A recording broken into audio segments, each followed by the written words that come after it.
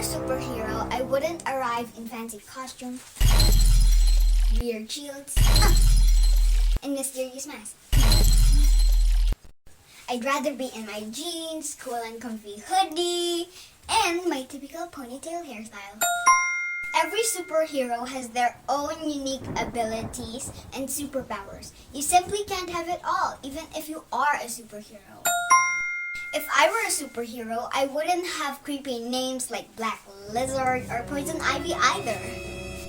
I'd have a name that made people, especially kids with autism, feel safer and calmer, especially in this chaotic and crazy world. And I don't see any reason to hide my real identity. This is me, Iree. I show and tell the entire world who I am. We have seen a lot of movies like superheroes save their loved ones and the world from supervillains thingy. But I think that's just super hyped up scenario made for more cinematic effects. The truth of the matter is, I don't think the world has many supervillains. I think some of the gruesome stuff happening in this world is just ordinary people who got low self-esteem brought about by terribly miserable traumatic events and missing happy childhood in their lives. Just like what happened last time when my mom and I were into a Malaysia Legoland. There we saw a 6-year-old girl so hyper while flapping her arms, spinning around endlessly while happily screaming. Thinking she could fly and float, her mom's face turned red. Her voice was fading with so much embarrassment. She kept saying, "Hey Astra dear, please, oh please stop doing that. Please be still, please stop doing that." But little Astra refuses to listen. She kept flapping her arms, spinning around mindless of everything while giggling as loud as she could non-stop. Her mom pulled Astra's hand, but the kid seems unstoppable. Her mom gets deeply frustrated as she cannot stop little Astra. So I stand there and observe, and I get this strange feeling in my gut, as if I woke up to find that everyone in the world has vanished but me. Then it dawned on me how bringing up a child with autism can be challenging for parents, especially when other people do not understand the issues. By the way, children with autism experience the world different from most people. They often have difficulty expressing themselves. Sensory issues can affect how they smell, hear, or see things.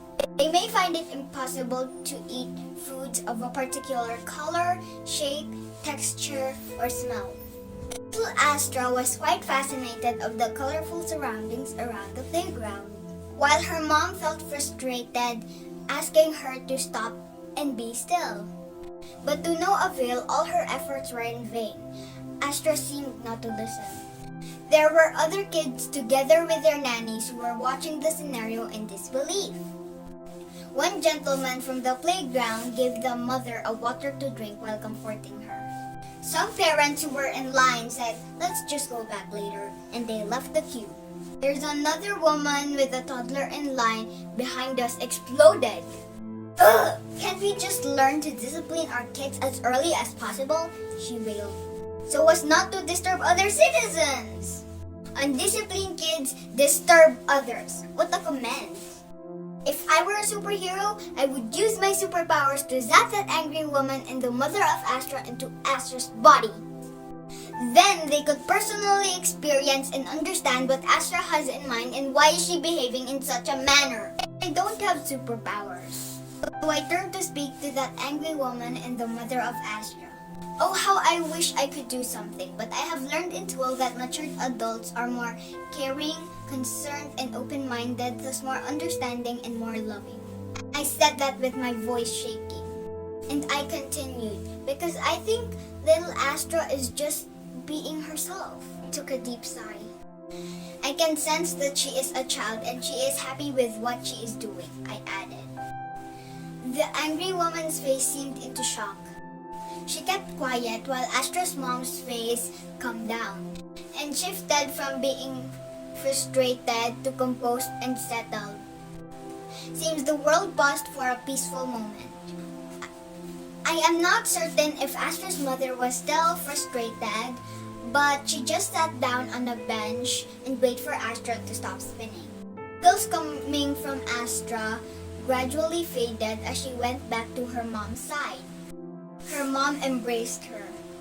Then the angry woman approached them saying, "I am so sorry for the rude comments I uttered. Now I know better." She extended her right hand to Astra's mother and said, "You are blessed to have such an energetic and happy and appreciative child. Please do love her more. She is a blessing and an eye-opener to people." "Oh, what a beautiful day," the gentleman in the playground said. Mom and I were getting inside the playground. I turned back to look at the mother of Astra and the angry woman.